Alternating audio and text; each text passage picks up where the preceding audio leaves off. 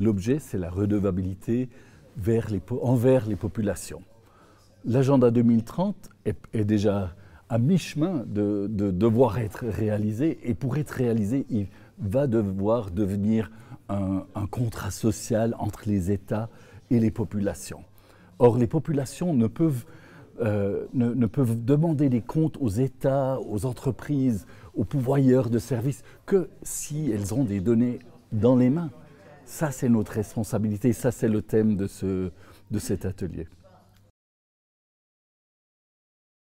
Toute la thématique des données et des statistiques n'est pas très attractive. Dans notre société, on aime bien avoir une solution technologique qui résout tous les problèmes, un vaccin qui nous enlève tous les problèmes que nous avons. Or, le travail de données et de statistiques, c'est un travail de longue haleine, un travail de l'ombre, un travail où il faut pouvoir partager, combiner nos expériences. Et c'est pour ça que ce forum, il est très important, et on est particulièrement fiers entre le département des affaires étrangères et l'Office fédéral des statistiques de pouvoir avoir ce forum ici à Berne. Pour pouvoir améliorer la collecte de données, il faut commencer par désagréger les informations. Souvent, on s'intéresse, surtout au niveau global ou national, à des moyennes. Mais c'est quand on commence à voir les différences entre les groupes de population, entre les hommes et les femmes, entre les riches et les pauvres, c'est là que ça commence à parler. On l'a vu pendant la crise Covid.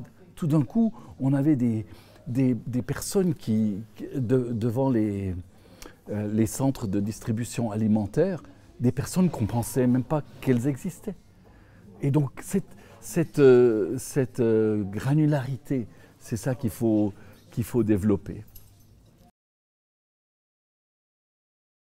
Bon, comme j'ai dit, on est à mi-chemin pour, disons, la date limite de 2030 pour atteindre les ODD.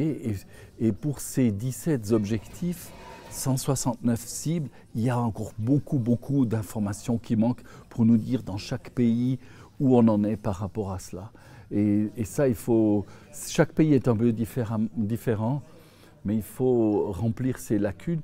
Or, on n'a pas le temps pour construire les systèmes de statistiques pour remplir ça. Et donc, il va falloir improviser un peu, travailler avec des ONG, avec la société civile, avec des moyens, par exemple géospatial et autres. Et à mon avis, on peut remplir une bonne partie des lacunes de données qui nous restent sur les ODD.